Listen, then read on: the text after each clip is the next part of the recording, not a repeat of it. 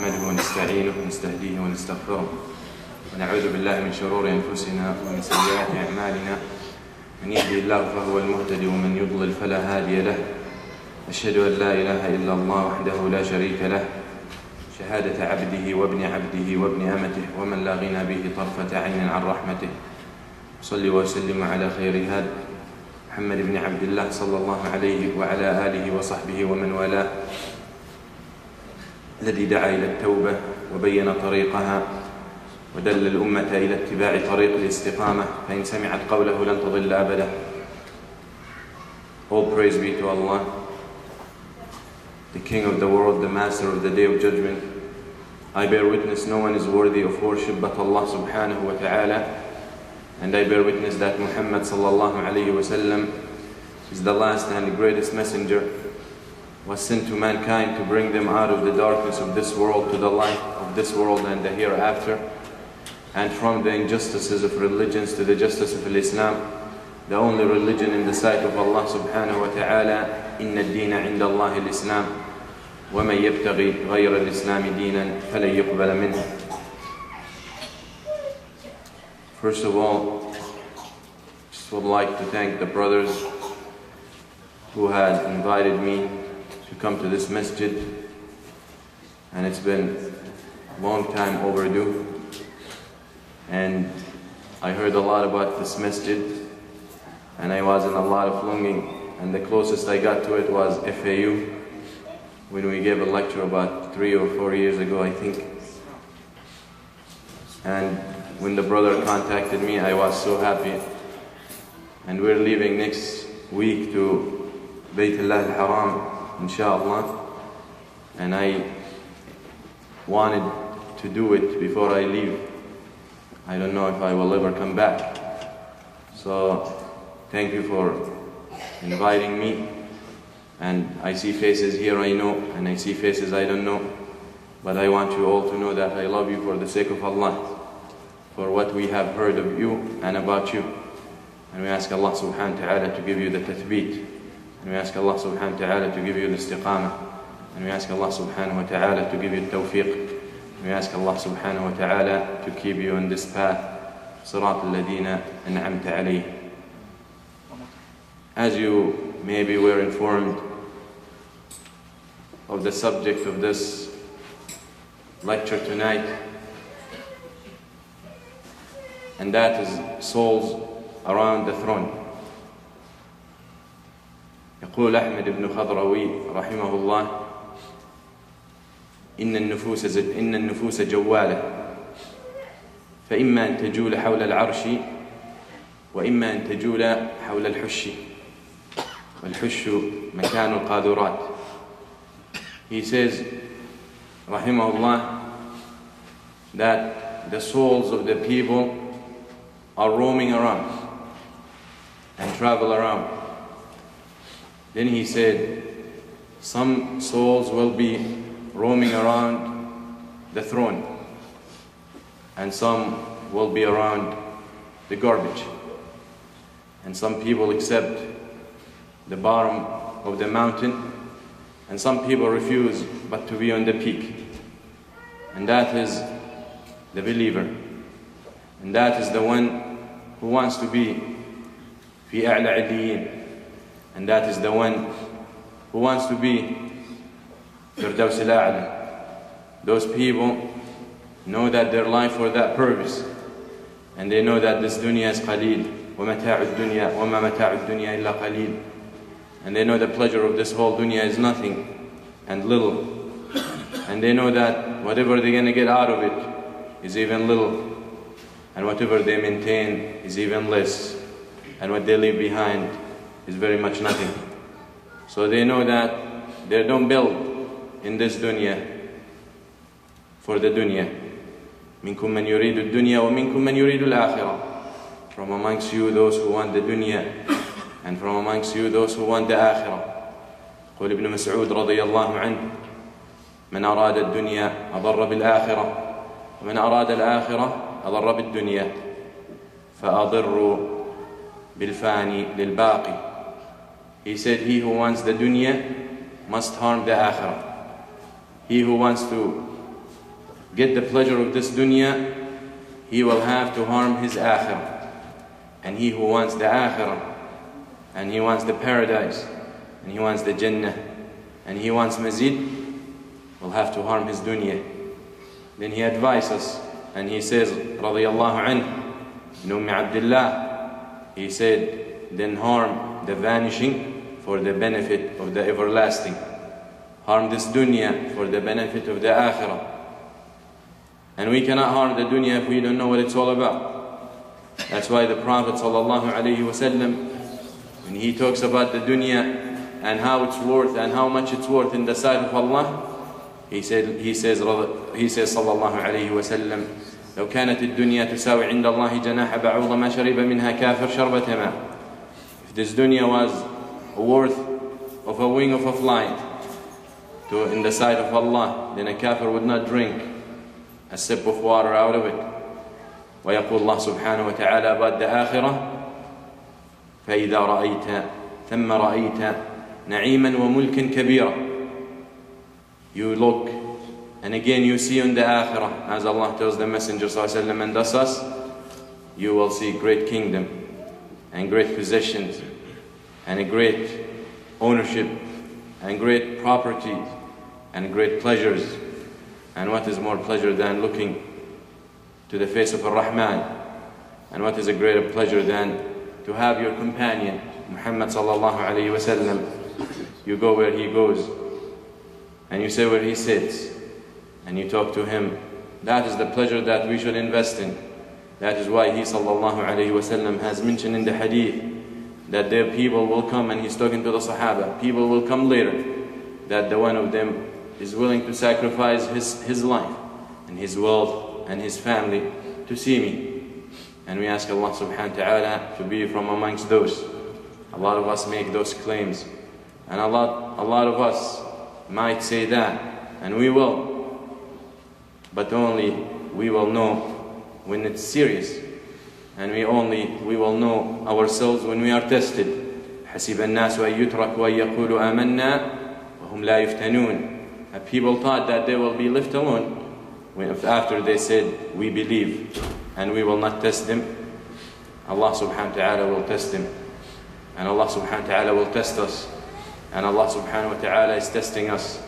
And يقول الله سبحانه وتعالى قل إن كنتم تحبون الله فاتبعوني يحببكم الله.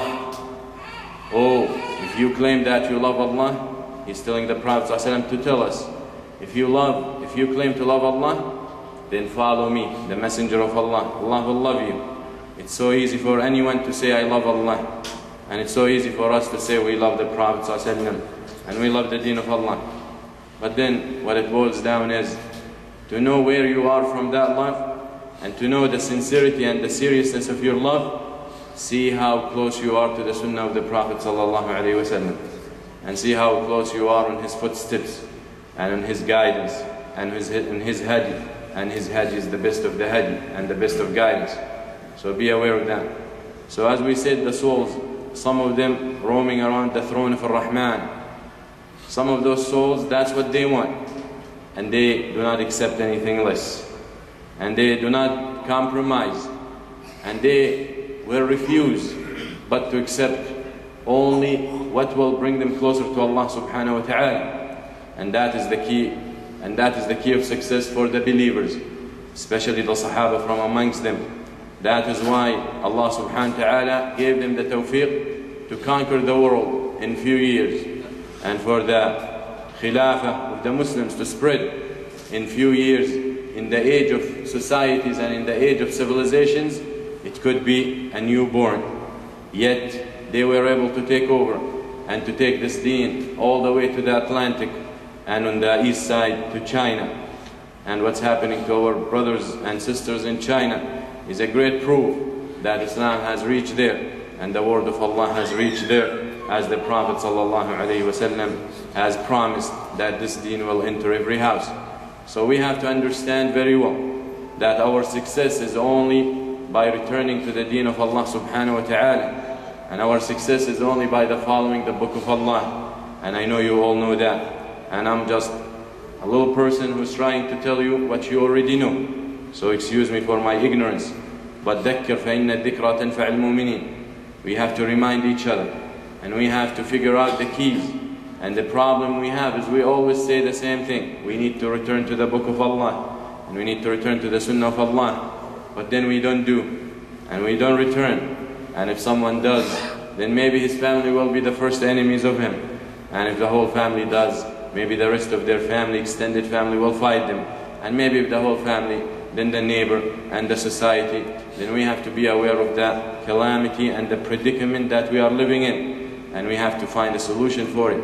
And you find a solution when you study the seerah, and when you study the life of those who came before, and those whom Allah subhanahu wa ta'ala gave them the dunya and the akhirah, because they were truthful with Allah subhanahu wa ta'ala. They were truthful, and what was in their heart was on their tongues, and what they said was coming out of their hearts. They were sincere into the deen of Allah subhanahu wa ta'ala. They wanted to serve the deen of Allah subhanahu wa ta'ala, not for a benefit, not for a monetary benefit, not for a position, not for authority, not for power, not for gain, not for reputation, none of that. They wanted to serve the deen of Allah subhanahu wa ta'ala because they wanted Allah subhanahu wa ta'ala. They wanted to serve the deen of Allah subhanahu wa ta'ala because they wanted to be in Firdaus al-A'la. So when you look at them, then you know where you stand, and you know why what happened to them is not happening to us, and what's happening to them and what happened to them can happen to us if we are like them. إِنَّ التَّشَبُّهَ بِالْكِرَامِ فَلَاحُ. You try to be at least like them. Maybe you can never reach the level they reach. Maybe. And most probably we won't. But you try to be like them. And that is enough.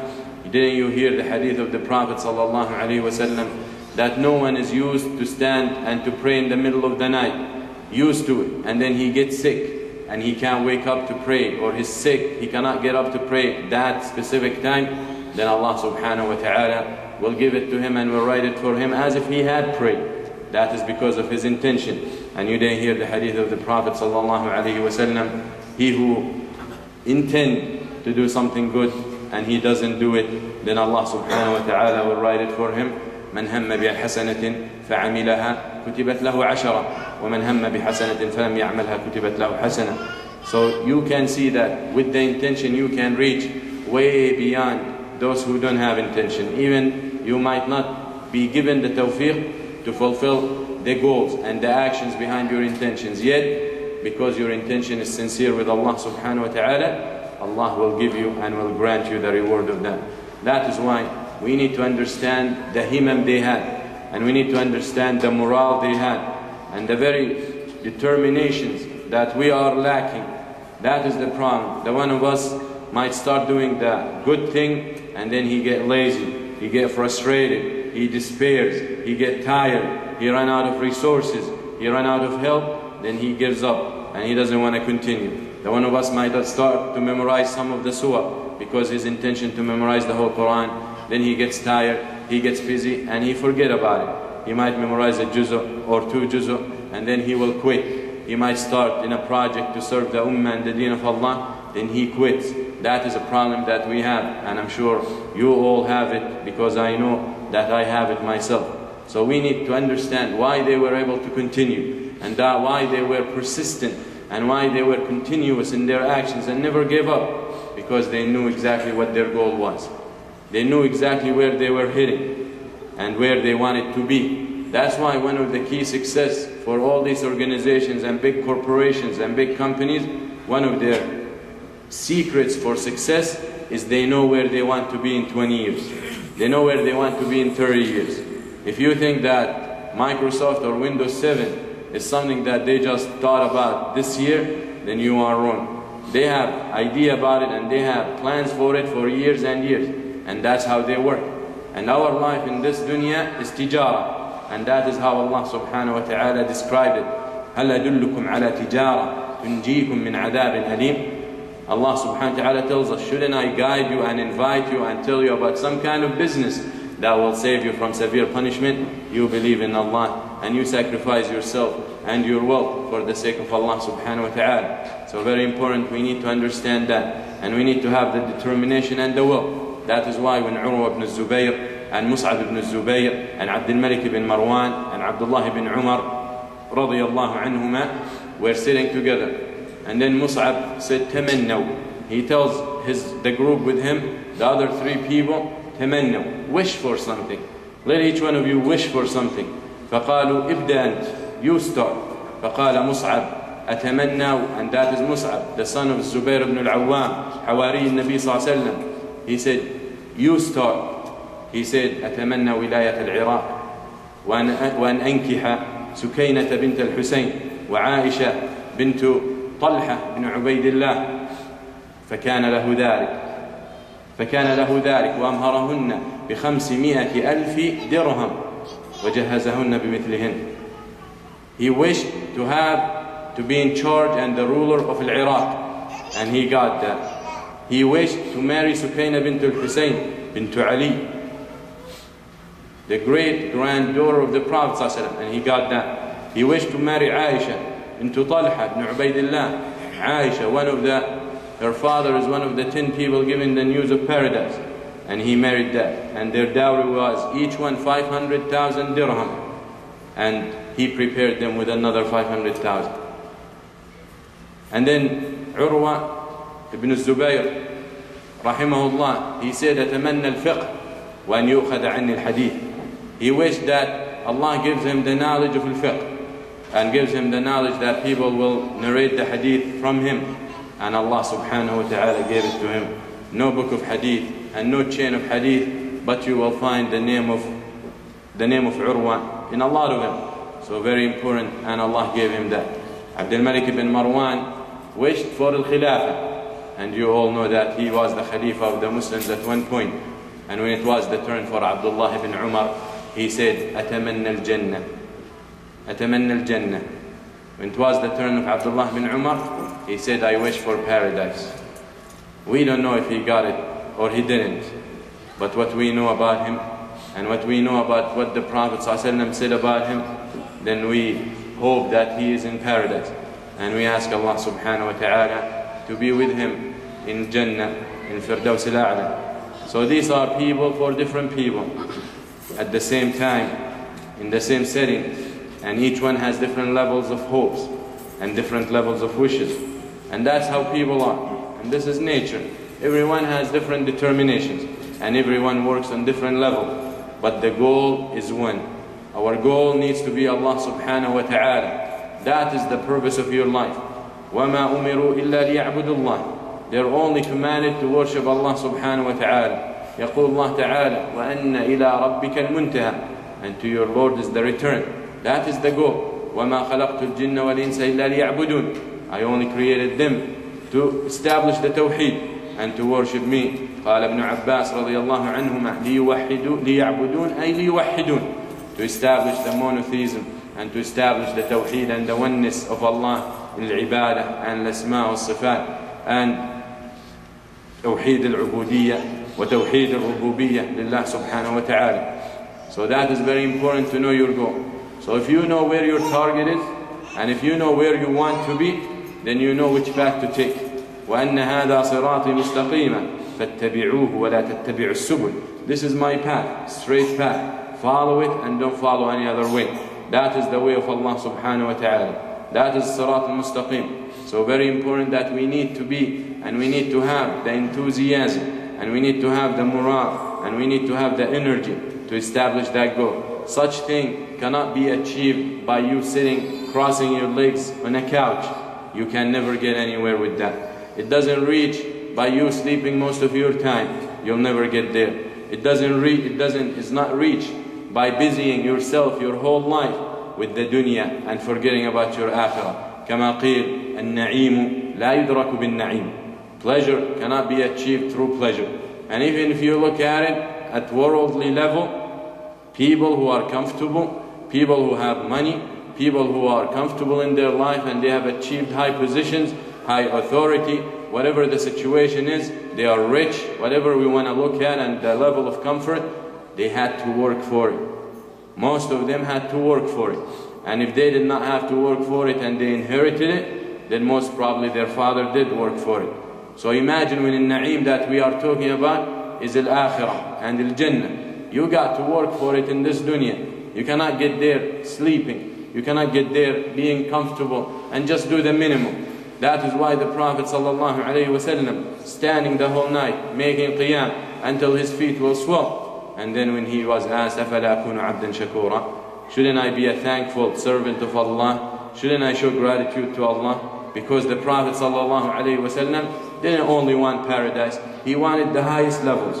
He wanted Firdaus al-A'la. He was concerned about that. That's why the Sahabi, when he came to the Prophet ﷺ at a time that people don't visit each other, and he said, Ya Rasulullah, Ya Rasulullah, I was thinking and I was sitting and telling myself, when I miss you, I come and I can't wait for the next salah so I can come and look at your face. And then I remember on the day of judgment, if Allah subhanahu wa ta'ala blesses me and allow me into paradise, I will be at a different level than you. You are the Prophet of Allah and you are the Messenger of Allah, and I'll be in a different level than you, and I won't be able to see you whenever I want.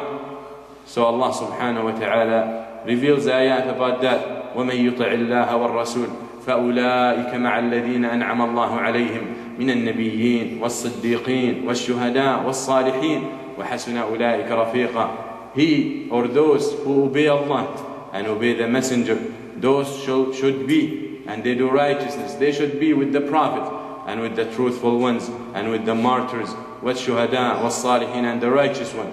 So he was, and his energy and his concern was, he wanted to be with the Prophet ﷺ. He wanted to be there. And this is Haritha, one of the Sahaba, one of the youngsters. Haritha, when the Prophet ﷺ asked him, what you want? And he was a young man serving the Prophet ﷺ and helping him with his wudu. The Prophet ﷺ asked him, what you want? This is a youngster. What would he be thinking about? Money, getting married, having a house, having a car, whatever it is, the situation with our youngsters today, and with us as even older people, we still have the minds of youngsters when we are compared to those giants that we are talking about. So when the Prophet ﷺ asked him, what you want? Wish for something. He said, أَتَمَنَّى أَنْ أَكُونَ رَفِيقَكَ فِي الْجَنَّةِ. I wish to be your partner or your companion in paradise. That is the goal, and that is what he wanted. And that is when Badr comes. And you all know the story of Ghazwat Badr al-Kubra, when it comes and the Muslims take over the wells of Badr, and one of the Sahaba goes to drink some water from those wells, and that is Haritha. That is Haritha ibn Suraqa. So one of the Sahaba thinks that he's from the enemies, so he shoots him with an arrow and he kills him. So when they return to Medina, after the fight was over, and after Allah subhanahu wa ta'ala gave the victory to the believers and to the Prophet sallallahu alayhi wa sallam, and send them angels to fight with them, with Jibreel alayhi salam, the mother of Haritha asking about her son. Where is my son? What happened to him? And she's asking the men as they reach and they get to Medina. They say, we don't know. We don't know. And then when someone tells her, he's dead, she said, Allahu Akbar, Shaheed. Shaheed. He said, I don't know. I don't think so. Because he was killed by another Muslim. So she started looking for the one who will give her that final answer. The one who will comfort her heart. The one that she knows his answer is the right answer. وَمَا يَنْطِقُ عَنِ الْهَوَىٰ. He doesn't speak out of his own desires. He doesn't speak out of his own caprice. وَمَا يَنْطِقُ عَنِ الْهَوَىٰ. So when she finds the Prophet sallallahu alayhi wa sallam, she says, Ya Rasulullah, where is Haritha? Where is Haritha? Is he in Jannah? فَأَصْبِرْ وَأَحْتِسِبْ. Is he in other place? Then وَاللَّهِ لَيَرَيَنَّ اللَّهُ مِنِّي مَا لَمْ تَفْعَلْهُ امْرَأَةٌ مِّن قَبْلِ. If he's in Jannah, then I'll be patient. If he's not, then I will do weeping and crying and ripping and cutting my clothes that no one ever had done for her son before. فيقول النبي صلى الله عليه وسلم, what did you say? And that was before weeping and such actions were haram. He said, sallallahu, what did you say? She said, is he in Jannah? Is he in paradise? فقال النبي صلى الله عليه وسلم, أهبلت أهي جنة بل هي جنان وإن حارث قد بلغ الفردوس الأعلى. Said, are you crazy? Are you saying one Jannah? You're asking if he is in one Jannah? It's not one Jannah, it's many. It's many heavens. And Haritha has reached al-Firdaus al-A'la, the highest level of al-Jannah, the center of al-Jannah. You know the ceiling of that place? What? Arsh al-Rahman, the throne of Allah subhanahu wa ta'ala. You know who will be there? Muhammad sallallahu alayhi wa sallam. So these are what these are the things that these people were concerned about, and that's what they wanted. منكم من يريد الدنيا ومنكم من يريد الآخرة.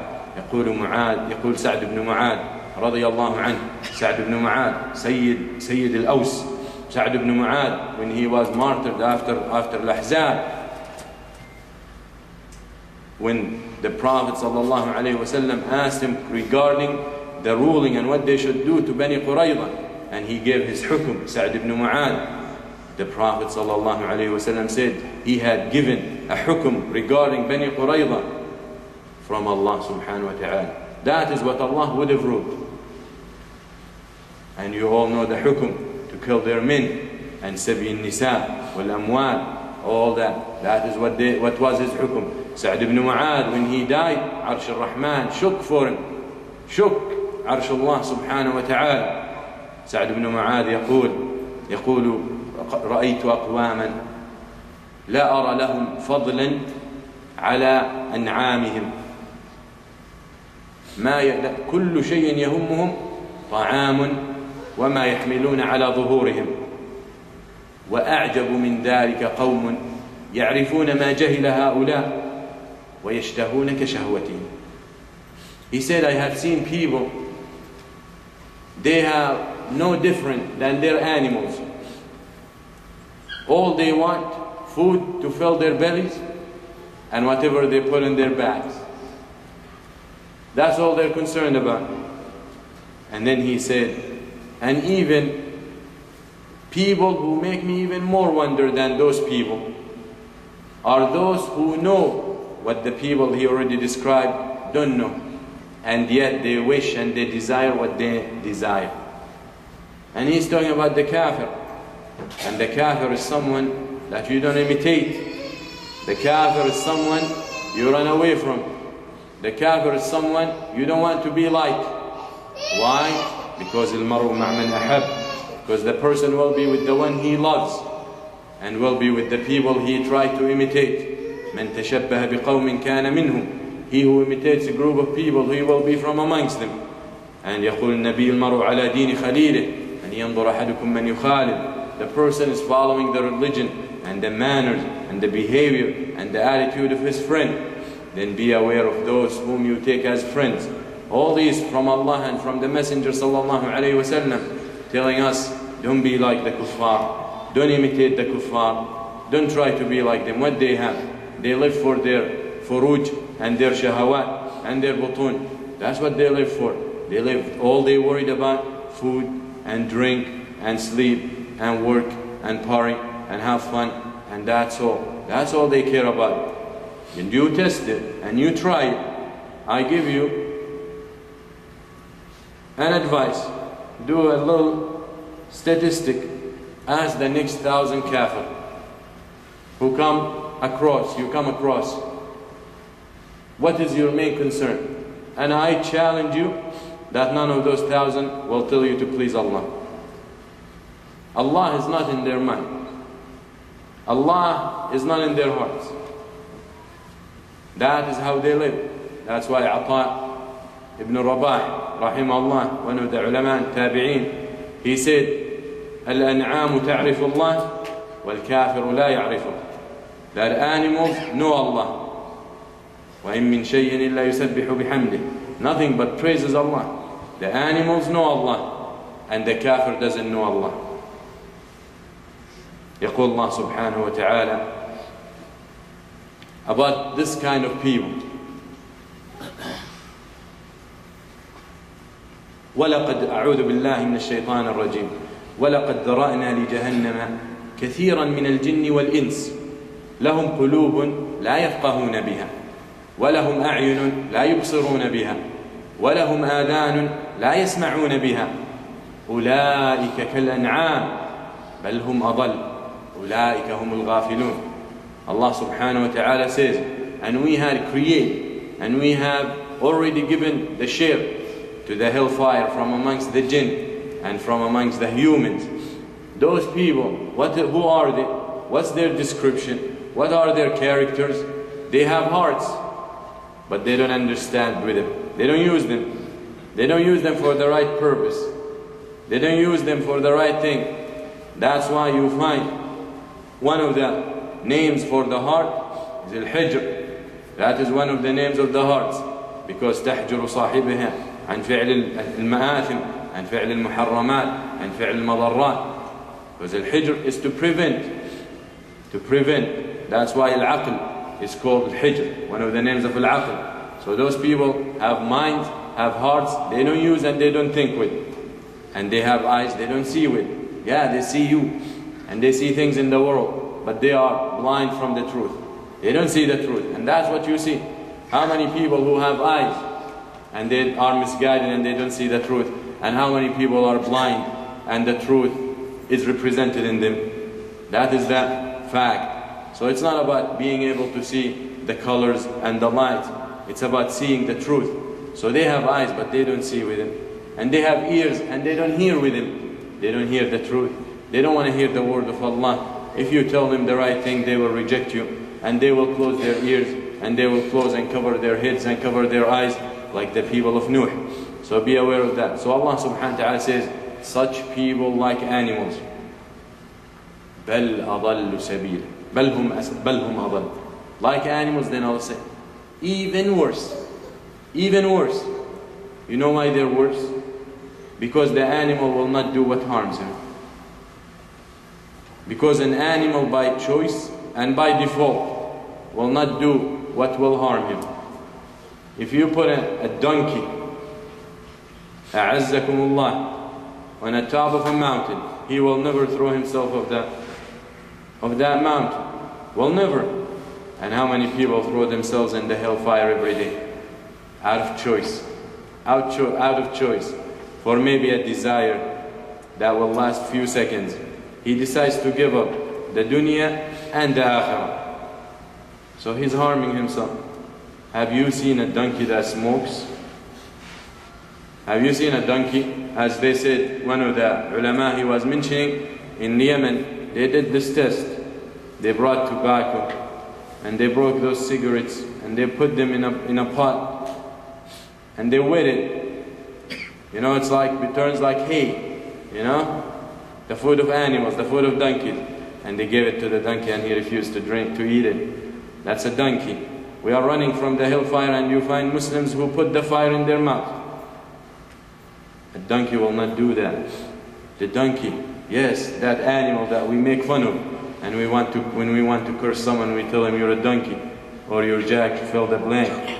So it's very important to understand that that's why they were worse than animals, because they do what harms them. And all these things are in one hand and the shirk in the other hand. To forget about your purpose in life is another harm, is the major harm. The shirk in Allah subhanahu wa ta'ala. How many of those out there are committing shirk? From even amongst the Muslims. And you can't even count them. So that's why they deserve to be worse than animals who don't choose to harm them. So very important you understand all these words. And very important that we need to understand that our guidance is only by the will of Allah subhanahu wa ta'ala. And by the guidance of Allah subhanahu wa ta'ala. So as I was saying, that we need to be from amongst those who roam around Arsh al-Rahman.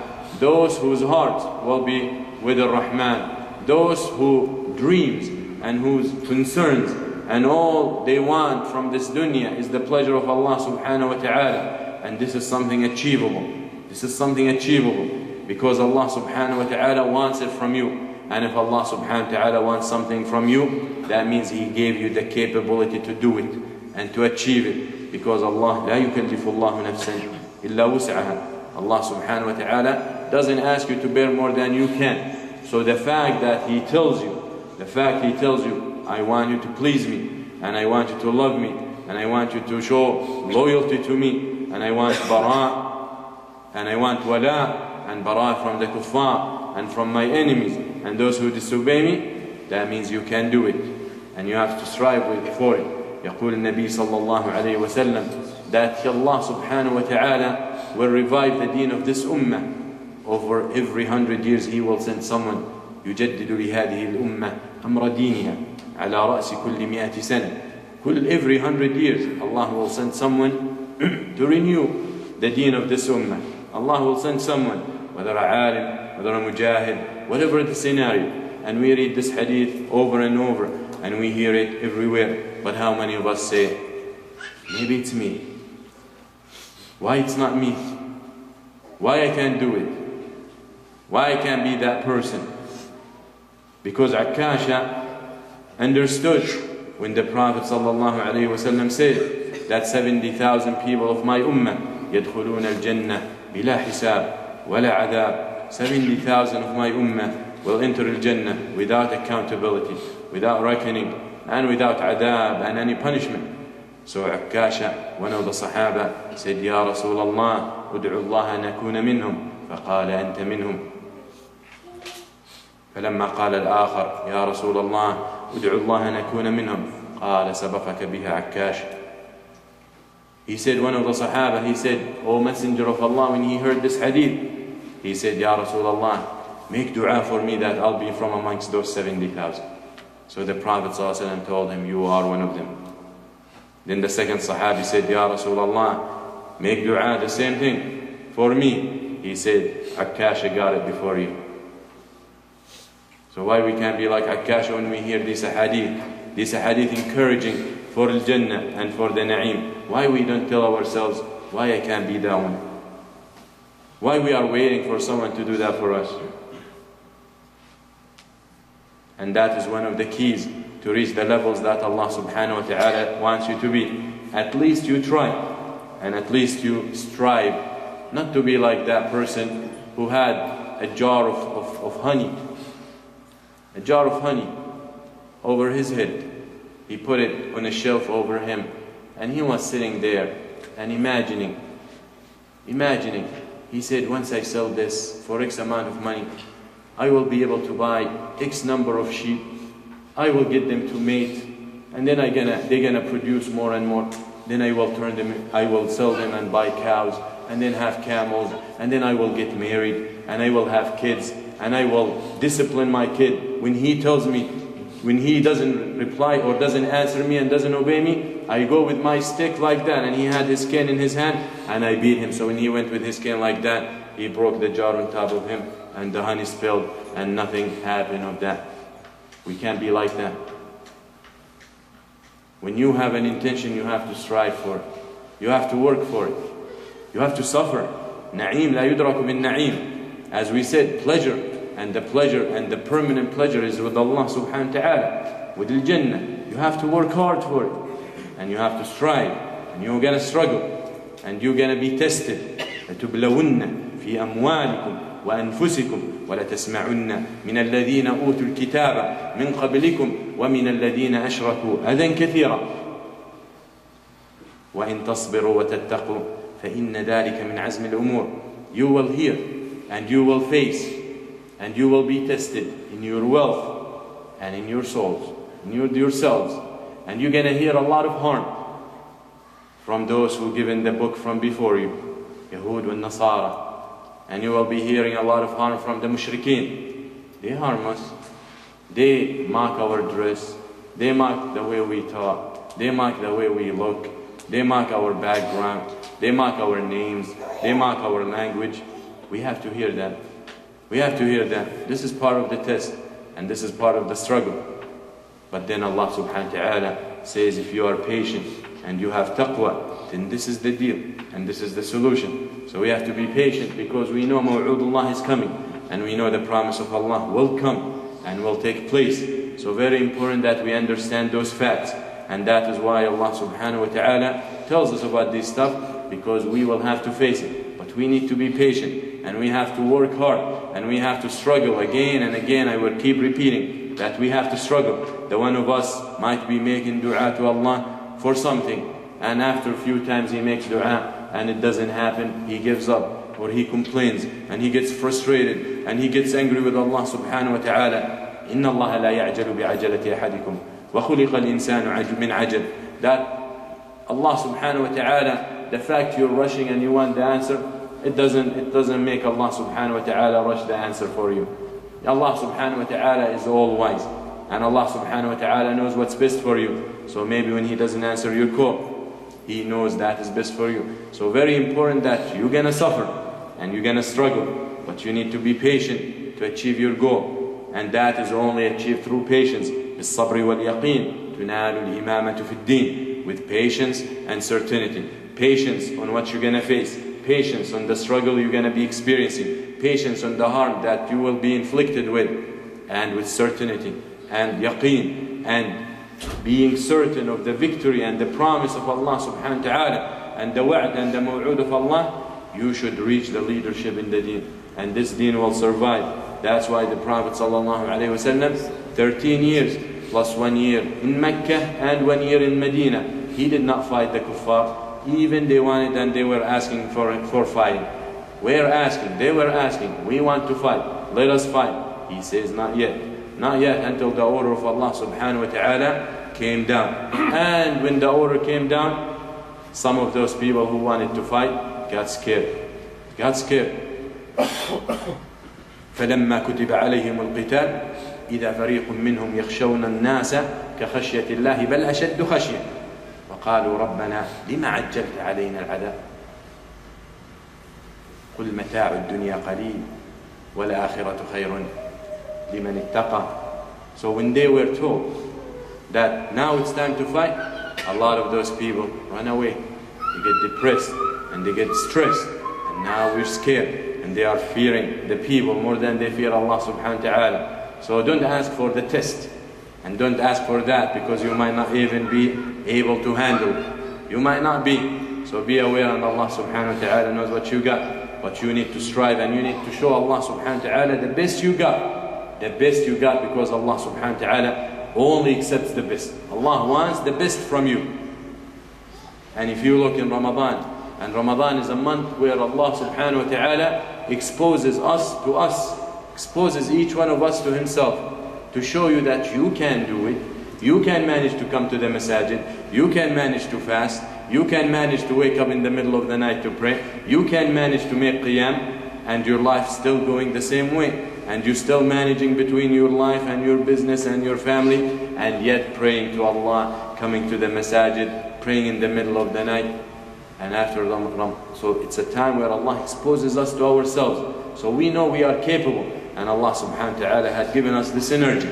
But a lot of us don't take advantage of it, and a lot of us are lazy, and a lot of us depend on others. So very important, we cannot be like that. That is why Abu Musa al-Ash'ari radiyallahu anhu, one of the great Sahaba of the Prophet sallallahu alayhi wa sallam, he used to fast. كان يصوم حتى يكون كالخلال. He used to fast so much that he will get so skinny, like al-khilal. Khilal are the toothpicks, if you can call it. It's small picks, small pieces of wood that they would clean between the teeth with. فلما قيل له لو أجممت نفسك, why don't you give yourself a break? Why don't you rest? Why you're fasting? فكان يقول إنما يسبق من الخير المضمرة. إنما يسبق من الخيل المضمرة. He used to say, the only horse that will win the race, or usually the horses that win the race, are those that are skinny. Those that are light, they are the ones who win. A heavy horse is heavy, can't run fast, so will not win. And because he understood that this life is a race, and you are racing, and you are competing. سارعوا إلى مغفرة من ربكم وجنة عرضها كعرض السماوات والأرض. Rush, Allah subhanahu wa ta'ala says, rush to forgiveness from your Lord. Allah subhanahu wa ta'ala says, وَفِي ذَلِكَ فَلْيَتَنَافَسِ الْمُتَنَافِسُونَ. And for this, after He describes Al-Jannah, Allah subhanahu wa ta'ala says, because of this, because of Al-Jannah, because of what's the pleasure that is awaiting those people and the believers, let the competitors compete. ويقول الله سبحانه وتعالى لمثل هذا فليعمل العاملون. For something like this, after he describes paradise and safety from the hellfire, he said, for something like that, let those who want to do, and let them strive, and let them work hard. So we need to work hard. That's why Rabi' ibn Khuthaym, rahimahullah, one of the tabi'een, and one of the most righteous of this ummah, a man, a youngster. You see, this Rabi' ibn Khuthaym was so into the ta'ah and the obedience of Allah subhanahu wa ta'ala that the people in his town, they said one day, نريد أن نفسد الربيع.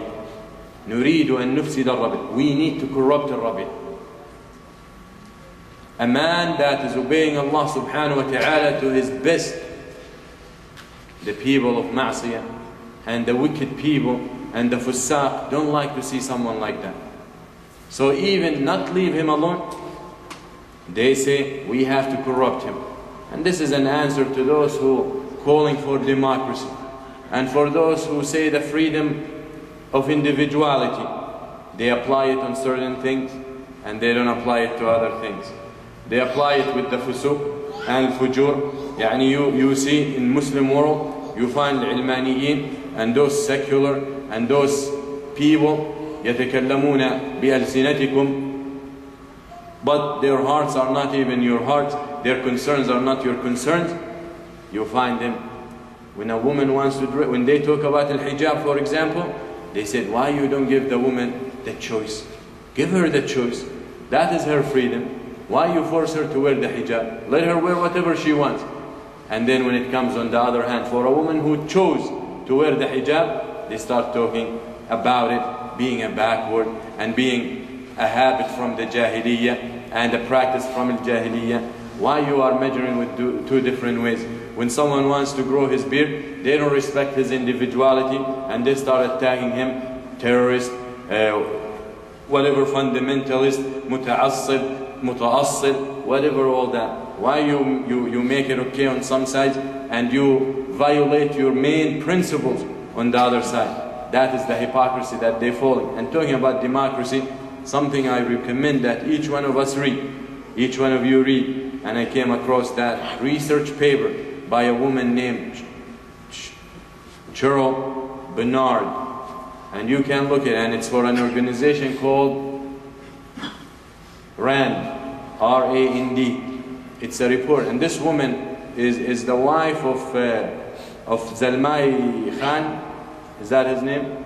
The Afghani guy who was the ambassador for the United Nations, and then ambassador in Afghanistan and then Iraq. That's his wife, a Jew. Okay?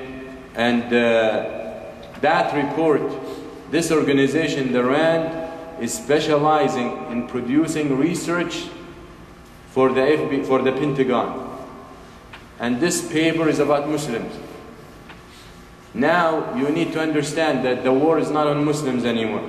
They had given up in the world and in this country. They had given up on changing the Muslims. They were able to change some, but they cannot change Muslims because they are shocked and they cannot fathom the fact that Muslims are returning to their deen more and more. So now the goal is not, that's it, we cannot change the Muslims. Now the goal is to change what? Islam. And that's what this paper is about. This paper is a research categorizing the Muslims. 6 or 8 different categories. Radical, fundamentalist, basic, or whatever it is. Different levels until they go all the way, the last level I think, modern. And the goal now is to make Islam modern. And then for each category, it's a very, very interesting, that makes you laugh, very interesting research or research paper. Every level of Muslims, they discuss issues. So they will have the level of Muslims, let's say radical or super radical, radical, fundamental, less fundamental, a little bit more whatever it is. And then the last thing is modern. That's on one row. And then on the column under these things, the issues. Hijab, jihad, following the Quran, following the Sunnah, or resources of tashri', these things. And then they will tell you, concerning the hijab, if a person thinks about hijab this, he's radical. So if a person thinks that hijab is mandatory and the Muslim woman should wear it, he is radical. Throw across until they reach modern. What does the modern say? Say it's a matter of choice. Then they talk about Quran and Sunnah. A radical thinks that the way to paradise and for safety and the society needs to be regulated by Quran and Sunnah. You're radical, you're fundamentalist, all the way across. Modern will think we can involve philosophy and psychology and all this other stuff, and they all can work together. It's a very interesting paper that is given to the Pentagon because millions of dollars are being spent today in the Muslim world to change Islam. To change Islam. Masakeen. And they spend a lot of money for that. I think if they take all that money and just give it to the Muslims, Muslims will love them more. Just give it to the Muslims. They need it. They don't understand. It's been more than 1400 years. No one can change this deen. Muslims fluctuate up and down. Their situations up and down. We ruled the world one day and today we are at the bottom of the world. And the ruling coming back as the promise of the Prophet ﷺ. They don't understand this fact. They don't understand that get the only solution for this problem, get the Muslims on your side. They don't understand. But then we can never be on their side because we can never agree with their mentalities. Can we coexist? We can. And there is no better religion to coexist with than the religion of Islam. And you look all over the world and you see how Muslims are oppressed everywhere. China, India, Kashmir, Indonesia, wherever it is.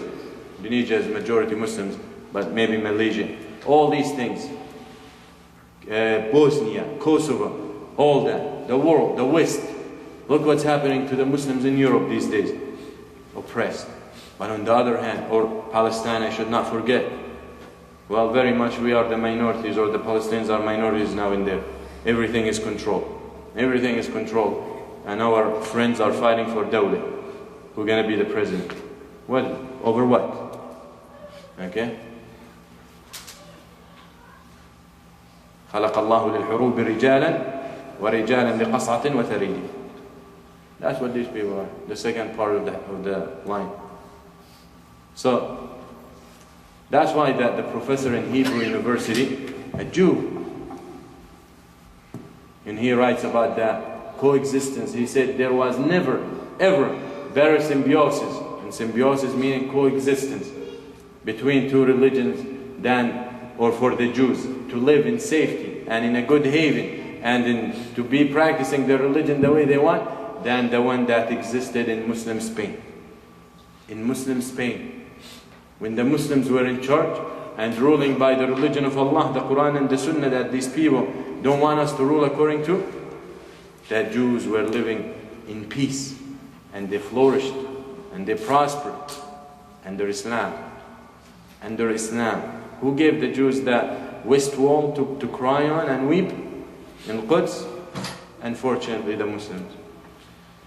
This wall that you see them shaking, right? Like they're having Alzheimer or whatever, and crying and weeping, all that you see there, that is not, they claim that it's a leftover from the temple. You think if it was, they need to dig anymore? That would have approved enough for them to destroy everything around.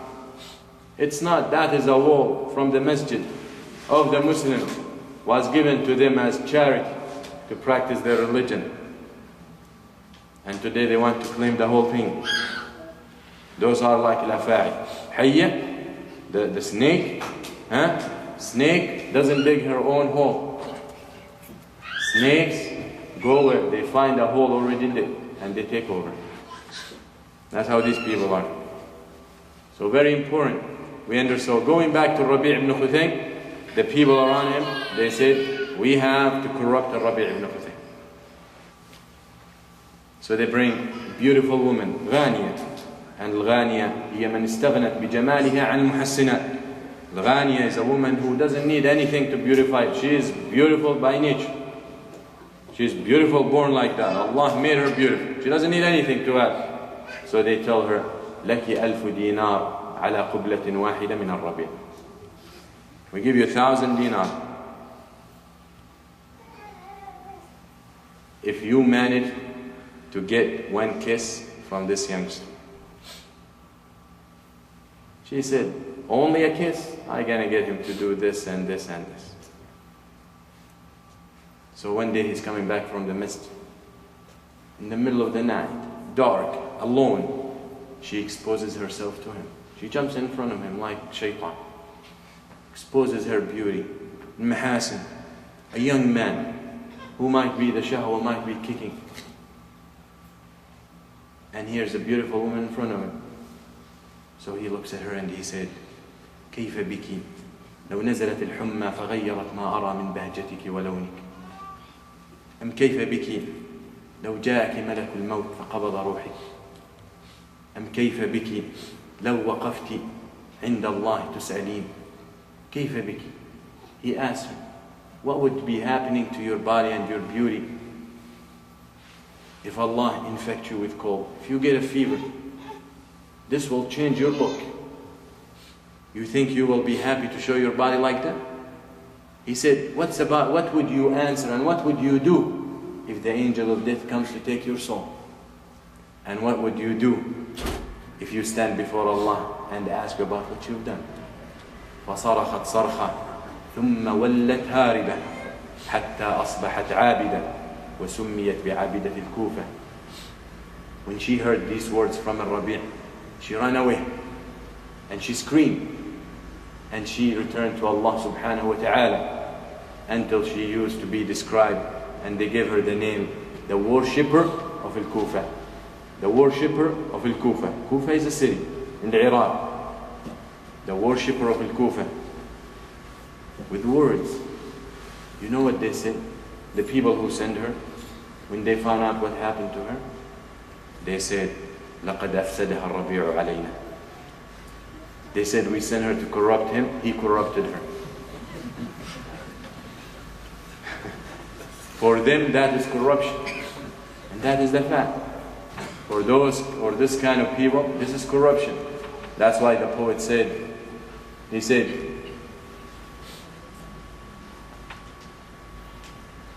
wait a minute. He said, in a line of poetry, it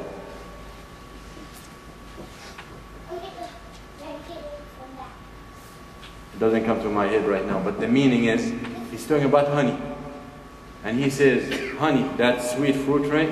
If you like it, you say it's the beautiful and the sweet product of this miraculous creation of Allah. And if you don't like honey, you will say it's the vomiting of these insects. The same thing, described completely two opposite ways. In شئت قلت ذاقي الزنابير, the rest of the line, whatever. So the point is, for them, that is corruption. And you can take that and apply it to today. And you will see, when a person comes to the masjid, for some people that is corruption. When a woman covers herself, for some people that is corruption. When a man grows his beard, for some people that is corruption. But who cares? Just look at what Allah subhanahu wa ta'ala says. And what the Prophet sallallahu alayhi wa sallam advised. من أرضى الناس بسخط الله رضي الله عنه من أرضى الله بسخط الناس رضي الله عنه أرضى عنه الناس. He who pleases the people and as a result anger Allah subhanahu wa ta'ala, then Allah will be angry with him and will make people angry with him. For fact, you will never be able to please everyone. You can't. You can't please everyone. Like the man who wanted to sell his donkey.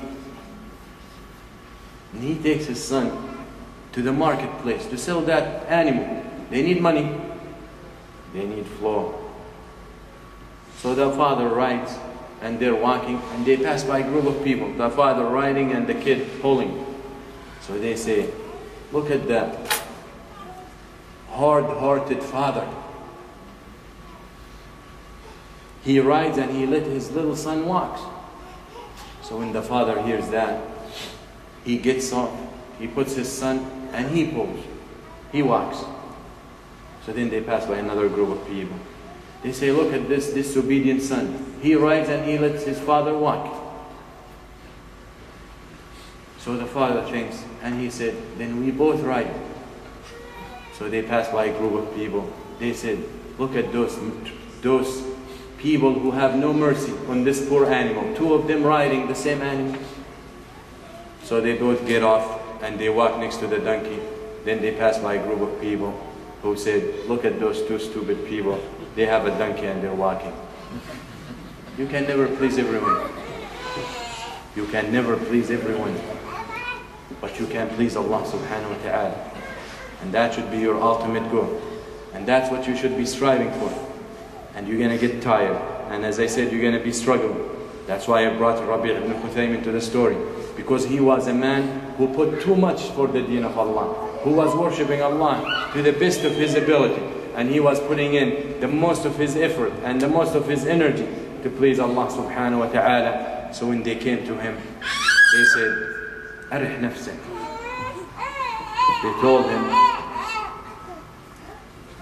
inshallah. They told him, why don't you rest? I know she was your daughter.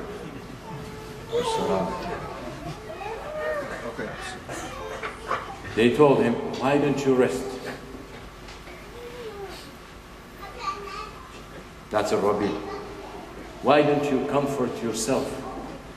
فقال راحتها أريد.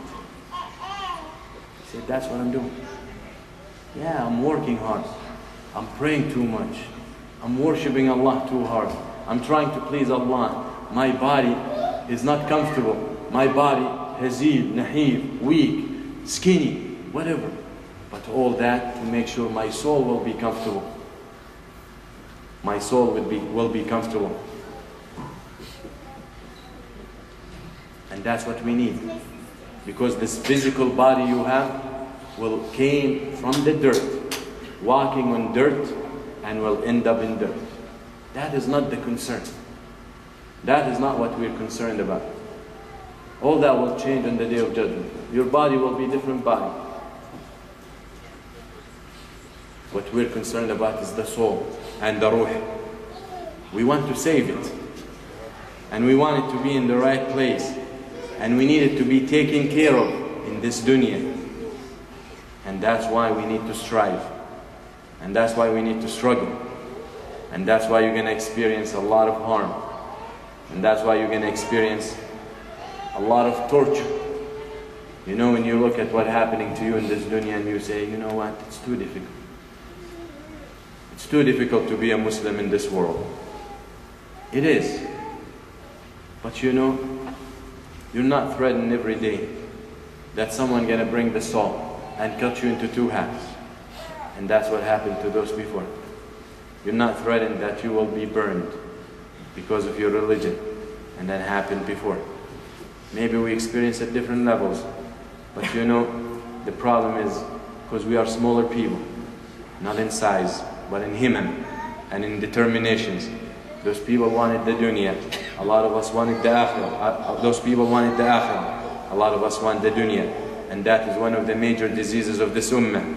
As the Prophet ﷺ has mentioned in the hadith, he said, يوشك أن تداعى عليكم الأمم قالوا كما تتداعى الأكلة إلى قصعتها قالوا أو من قلة نحن يومئذ يا رسول الله قال بل كثير ولكن غثاء كغثاء السيل ويوشك الله أن ينزع المهابة من قلوب عدوكم لكم ويقذف في قلوبكم الوهن قالوا وما الوهن يا رسول الله قال حب الدنيا وكراهية الآخرة وكراهية الموت حب الدنيا وكراهية الموت. The Prophet ﷺ says that and nations and people are about all to come together against you.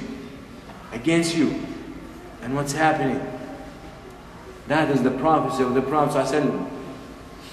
You find all the people against each other. You find the West or Europe hates America. And you find Canada hates America. And you find the French hate the German. And the German hate the British. And they hate each other, and the Russians hate, and all that story. They hate the Chinese, and the Koreans hate the Chinese, and they all look alike. The issue is, when it comes against Islam, they're all united. And they all work as a man of one heart. That is the problem. That is what's happening. That is what the Prophet ﷺ said. They, the nations and the people, about all to come together against you. Just the way that group of people will gather around their meal. You know how you put the food and you get the group of people around it? That's how they all gather to eat, to attack, to destroy you. So they asked the Prophet ﷺ, is it because we're few in numbers, Ya Rasulullah? Because we're little in numbers? He said, sallallahu alayhi wa sallam, بَلْ أَنْتُمْ كَثِيرٌ. You will be too many that day. Too many. And we are too many. We're more than 1 billion people. And we brag about it, and we are happy. And the statistics show that we are the second biggest religion in the world. In numbers. That's all. In numbers.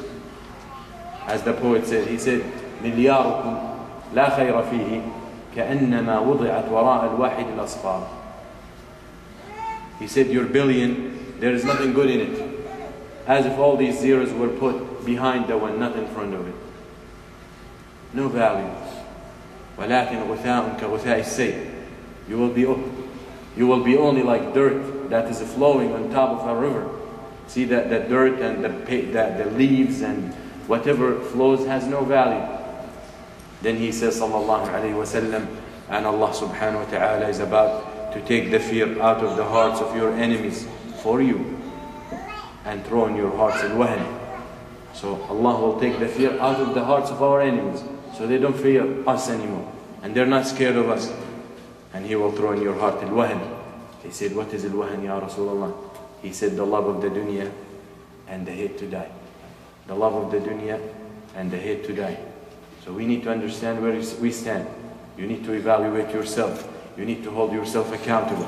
You need to know how much you've done for the deen of Allah. And this is a question that each one of us has to ask himself.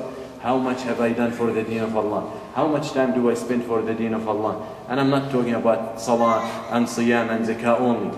The deen of Allah can be served in too many and in multiple and many ways. وَأَعِدُّوا لَهُمْ مَا اسْتَطَعْتُمْ مِنْ قُوَّةٍ نَكِرَةٍ أي قوة. And prepare yourself against them with any kind of power, of any kind of preparation. Everyone with his capability, everyone with his experience, everyone with his skills, everyone with his knowledge. You prepare. So you need to ask yourself, how much have I done for the deen of Allah? If I'm a father, how much have I done for the deen of Allah regarding my kids, regarding my wife, regarding my house? If I'm a mother, the same thing about my kids, about my husband, about my family. If I'm a business owner, if I'm a leader, if I'm someone in charge of a masjid, if I'm an imam, whatever the situation is, we need to ask ourselves, how much have we done for the deen of Allah? حاسبوا أنفسكم قبل أن تحاسبوا وزنوها قبل أن توزن عليكم وزنوا أعمالكم قبل أن توزن عليكم وزينوا أنفسكم ليوم للعرض الأكبر. So you need to prepare yourself and you need to hold yourself accountable. So that is one question that I will leave you with, and that is, how much have I done for the deen of Allah? Have I done as much as Harith ibn Suraqa? Have I done as much as Abu Bakr radiyallahu anhu? When the Prophet sallallahu alayhi wa sallam asked for money for the Muslims, for the poor, for the jaysh, for the army, and Abu Bakr brings all his money and he says sallallahu alayhi wa sallam, what did you leave for your family? He says, I left them Allah and the Messenger. Or like Umar, who brings shatru mal, half of his money, half of his wealth, and he left them half. Or like Uthman that prepares Jaysh al-Usra, the Jaysh, the army of Tabuk. Uthman himself prepared that army until they heard the Prophet sallallahu alayhi wa sallam coming off the minbar saying, ما ضر عثمان ما فعل بعد اليوم ما ضر عثمان ما فعل بعد اليوم. Nothing should harm Uthman after today. Nothing, whatever he does, nothing should harm Uthman. Or all these Sahaba who sacrificed their wealth. This is Abu Yahya. Abu Yahya Suhayb al-Rumi radiyallahu anhu.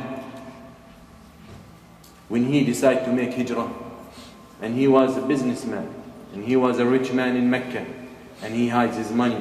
When he leaves, they catch up with him, the kuffar, to bring him back. So he set his arrows, and he said, Wallahi, you know that I'm a good shooter, and if you don't go back, I will shoot, I kill a lot of you.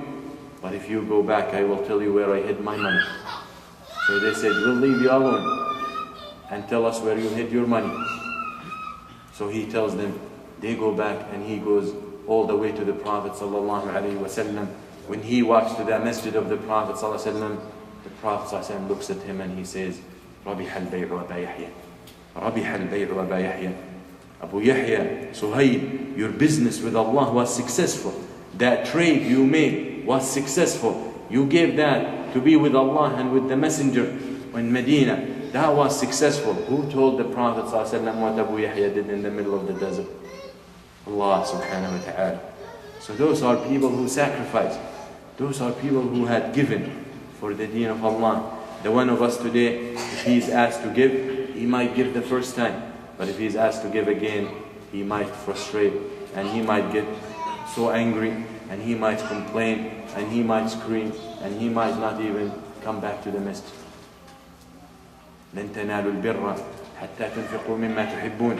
You will not reach righteousness until you spend from that which you love. That which you love. Spend for the right reason. We always talk about the hearts, but we never talk about the pockets. You need to spend for the deen of Allah subhanahu wa ta'ala. You need to work for the deen of Allah. Spend your wealth, spend your money, spend your time, spend your heart, spend your family for the deen of Allah subhanahu wa ta'ala. That is the only way. You see a lot of Muslims concerned about what? Changing the kuffar's opinion about us.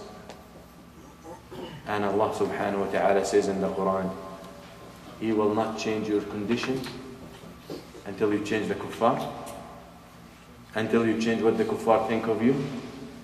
He doesn't say that. He said, He will not change you until you change yourself. إِنَّ اللَّهَ لَا يُغَيِّرُ مَا بِقَوْمٍ حَتَّى يُغَيِّرُ مَا بِأَنفُسِهِمْ. You see thousands and millions of dollars spent to change what the kuffar think of us. We don't need. Allah subhanahu wa ta'ala saved us all that. And He made it clear in the book of Allah. وَلَن تَرْضَى عَنْكَ يَهُودُ وَلَا النَّصَارَى. They will not be satisfied with you, the Jews nor the Christians. That is from Allah. If you have someone that you know, a friend who's a Jew or a Christian or someone, co-worker or whatever around you, and you say, he likes me, he's nice with me, we have no problem. Doesn't mean that the major rule with some exceptions.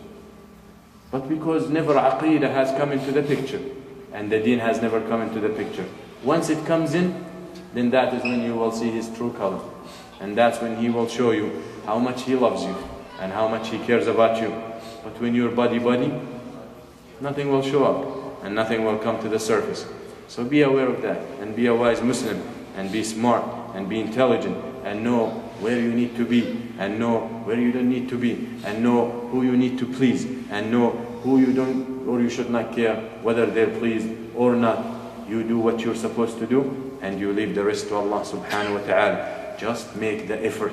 Just initiate. The Prophet sallallahu alayhi wa sallam tells Maryam, وَهُزِّي إِلَيْكِ بِجِدْعِ النَّخْلَةِ. Shake the stem and that part, or shake the tree, the palm tree, the stem. What a pregnant woman, a weak woman, a running away woman, afraid woman will do shaking a palm tree. And we live in Florida and we experience palm trees and we see them everywhere. The only thing that brings them down, hurricanes. That's it.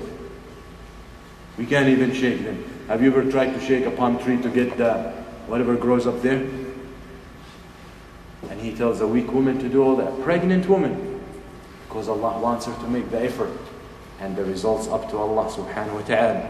Allah subhanahu wa ta'ala says, وَفِي السَّمَاءِ رِزْقُكُمْ وَمَا تُوعَدُونَ. In the heavens, your risk. The business is here. The work is here. The job is here. But Allah says your risk, your sustenance, your food, your provision in the heavens. Because all these things are means. Only work by the permission of Allah subhanahu wa ta'ala. Allah subhanahu wa ta'ala or the Prophet sallallahu alayhi wa sallam says, إِذَا قَامَتِ الْقِيَامَةِ وفي يد أحدكم فسلة فليزرعها or فليغرسها.